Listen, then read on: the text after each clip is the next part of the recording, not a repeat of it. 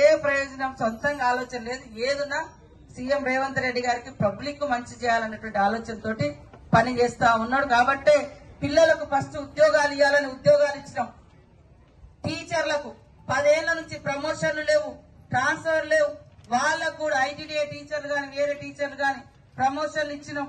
పిల్లల హాస్టళ్లలో మరి మెస్ ఛార్జీలు పెంచడం, తినడానికి సరుకులు, మేము సరుకుల ఛార్జీ పెరిగిన కాడ నుంచి గురుకులాలలో ఫుడ్ పాయిజన్లు ఎక్కువ అవుతున్నాయి.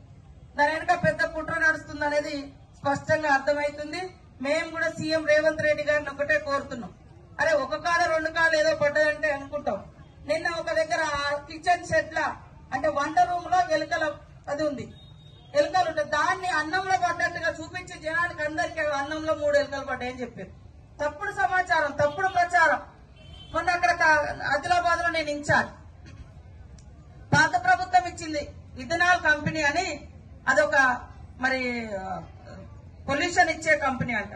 అప్పుడు వాళ్ళే ఇచ్చారు, ఇప్పుడు ఇచ్చేది వాళ్ళే. వాళ్ళు గిన్ని కుట్రలు, వాళ్ళు ఉన్నప్పుడు కంపెనీ ఇచ్చుడు, మేము వచ్చినాక ఆపిచ్చుడు, ఇట్లాంటి వ్యవస్థ.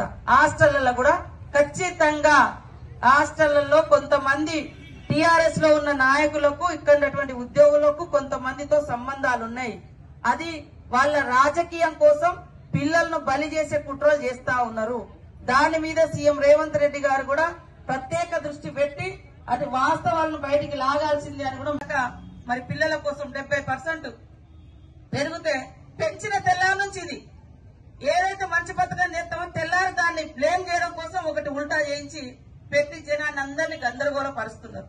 మీరు ఆలోచించండి, 10 ఏళ్లలో సంపద మన కాంగ్రెస్ పోయేటప్పుడు అంటే అప్పుడు దిగిపోయేటప్పుడు 2014లో 16,000 కోట్ల లాభంతో ఇచ్చినాం వాళ్ళకు గవర్నమెంట్.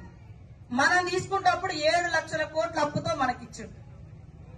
నెలకు వడ్డీలు కట్టుడు. అయినా కూడా జనానికి నష్టం చేయొద్దు, రైతులకు నష్టం చేయొద్దు, పిల్లలకు నష్టం చేయొద్దు, మహిళలకు నష్టం చేయొద్దని మహిళలకు కూడా ప్రత్యేకంగా వడ్డీ లేనటువంటి రుణాలు.